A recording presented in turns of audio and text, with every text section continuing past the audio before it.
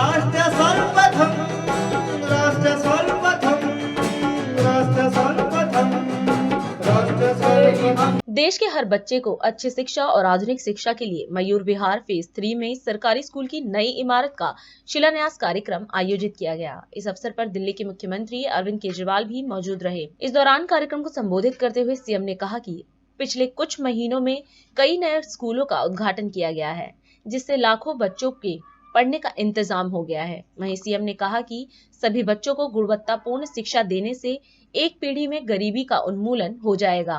उन्होंने कहा कि दिल्ली सरकार इस लक्ष्य को हासिल करने के लिए लगातार स्कूल खोल रही है। नए स्कूलों में प्रयोगशाला, पुस्तकालय और गतिविधि कक्ष सहित सर्वोत्तम बुनियादी ढांचा होगा। आप सब लोगों को मेरा नमस्कार, सबको मेरा प्रणाम।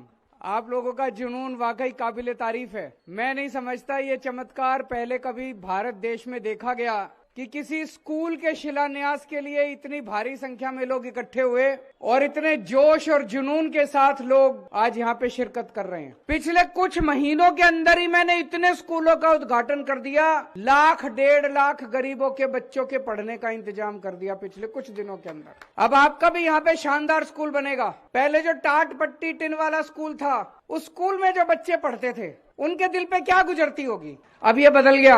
अब सबको अच्छी शिक्षा मिलेगी, पैसे भी नहीं देने, सबको मुफ्त शिक्षा मिलेगी। सारी दिल्ली के अंदर इतने शानदार, जितने पुराने स्कूल थे सबको तोड़ तोड़ के नया बना रहे हैं।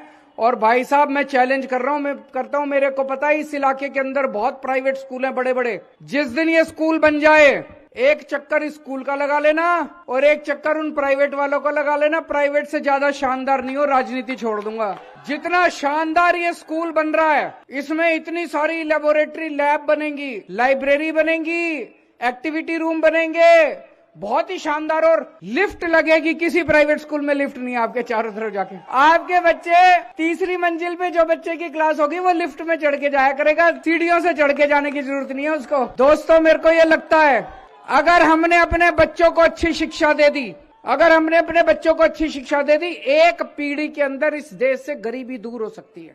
कि एक बच्चे से हम मिले, उस बच्चे से पूछा तेरे पिताजी क्या करते हैं? वो बोला जी मेरे पिताजी एक फैक्ट्री में मजदूर हैं। मजदूर की कितनी तनख्वाह होगी? 5,000 7,000 इतनी तनख्वाह होगी। उसका बेटा सरकारी स्कूल में पढ़ता है और अब सरकारी स्कूल में पढ़ते हुए उसके बेटे का IIT में कंप्यूटर साइंस में उसका एडमिशन हो गया। अब 4 साल के बाद उसका बच्चा कंप्यूटर साइंस बन के निकलेगा, इंजीनियर बन के।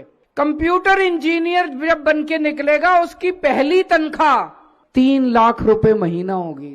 वो बच्चा 3 लाख रुपए महीना लाके अपने पिताजी के हाथ में रखेगा। उस परिवार की तो गरीबी दूर हो गई। हुई कि नहीं हुई? अगर हमने सारे बच्चों को अच्छी शिक्षा दे दी, कोई डॉक्टर बनेगा, कोई इंजीनियर बनेगा, कोई वकील बनेगा, कोई अपनी बड़ी व्यापार करेगा, कोई बिजनेस करेगा, कोई इंडस्ट्री खोलेगा, कोई अच्छी नौकरी करेगा, बड़ी बड़ी नौकरी करेगा। सबका भविष्य बन जाएगा, सब अपने अपने परिवार की गरीबी दूर करेंगे। 10 से 15 साल के अंदर अगर हम, मेरा दिल कहता है अगर पूरे देश में एक ही काम कर दें, अपने सारे बच्चों को अच्छी शिक्षा दे दे, गरीबों के बच्चों को अच्छी शिक्षा दे दे और कोई काम करने की जरूरत नहीं है, गरीब अपने आप अमीर हो जाएंगे। जो काम आज हम लोग दिल्ली में कर रहे हैं, ये काम आजादी के टाइम पे हो जाना चाहिए था। 1950 में, 1955 में हो जाना चाहिए था। हमें अपने सारे गरीबों के लिए अच्छी शिक्षा का इंतजाम कर देते। आज हमारा देश गरीब देश नहीं कहलाता, हमारा देश अमीर देश, अमेरिका को पीछे छोड़ देते हम लोग। दिल्ली में हमने इतने शानदार स्कूल बना दिए। अब पंजाब में हमारी सरकार बनी है, पंजाब में भी खूब शानदार स्कूल बना रहे हैं। सारे स्कूल पंजाब में 20,000 स्कूल हैं। एक एक स्कूल गांव-गांव के अंदर, एक एक स्कूल के अंदर अभी काम चल रहा है।